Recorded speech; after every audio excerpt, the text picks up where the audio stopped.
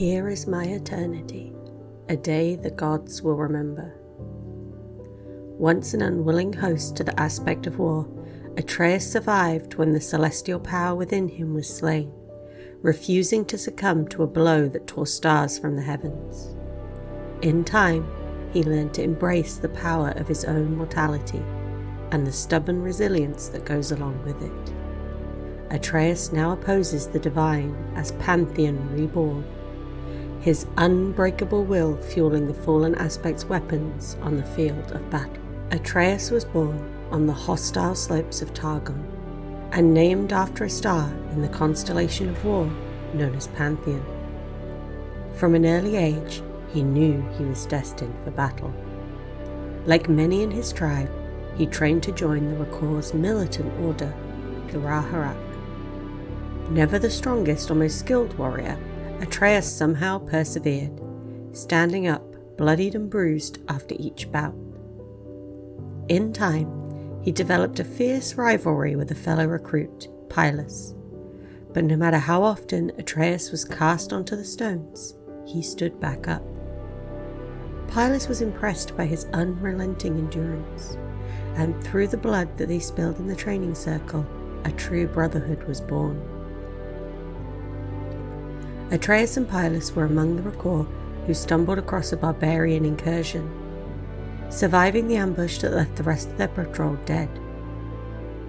When the aspect of the sun refused to destroy these trespassers, Atreus and Pylus swore to capture the power of the aspects themselves by climbing to the peak of Mount Targon. Like so many before them, they underestimated how arduous the ascent would be, with Pylus shivering his last upon finally reaching the summit. Only Atreus remained as the skies opened, making him host to a divine aspect with the power to take revenge. But it was not a man who returned to the Rakor afterwards, spear and shield gleaming with celestial might. It was the aspect of war itself, the Pantheon.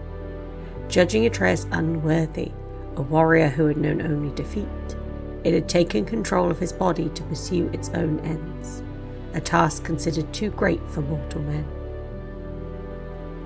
Cast into the furthest corners of his own mind, Atreus endured only vague visions of the aspect as the aspect scoured the world for Darkin, living weapons created in a bygone age. Eventually, Pantheon was goaded into battle not far from Mount Targon by the Darkin Aatrox, who sought the mountain's peak. Their fight raged into the skies and swept through the armies of men beneath, until the impossible occurred. The Darkin's god-killing blade was driven into Pantheon's chest, a blow that carved the constellation of war from the heavens. But as the aspect faded, Atreus, the man it had considered weak, awoke once more. Impaled upon Aatrox's blade, and with the power of the aspect's weapons dimming, he took a ragged breath and spit in the darkened space. Aatrox sneered and left Atreus to die.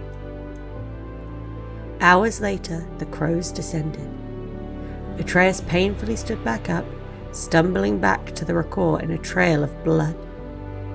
After a lifetime of defeat, his will to live and his anger at betrayal were enough to stave off the death that had claimed war itself. Atreus recovered on Pylus' homestead, nursed back to health by his friend's widow, Iula.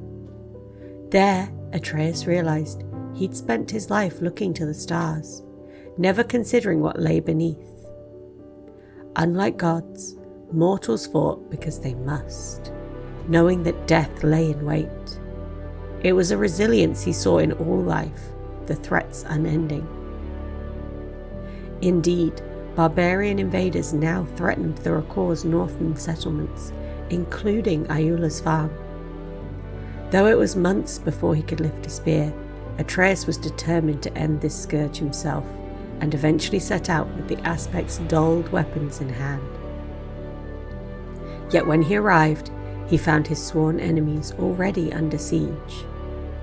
He knew from their cries, from the overwhelming stench of blood, they faced Aatrox. It was Aatrox who had driven the barbarians into Targon, Atreus realised. Though he'd considered them his foes, they were much like the Rakor, mortals who suffered in the conflicts between greater powers. Atreus felt a cold rage at both the Darkin and the Aspects. They were no different. They were the problem. Atreus put himself between the barbarians and Aatrox. Recognizing the battered shield and spear of the fallen Aspect, the Darkin mocked him. What hope had Atreus now, without the Pantheon's power? But even though Aatrox's blows cast him to his knees, Atreus' own will reignited the Aspect's spear. Upon hearing the cries of people around him, and with a mighty leap, he struck a blow that severed the Darkin's sword arm. Both Blade and Darkin fell to the ground.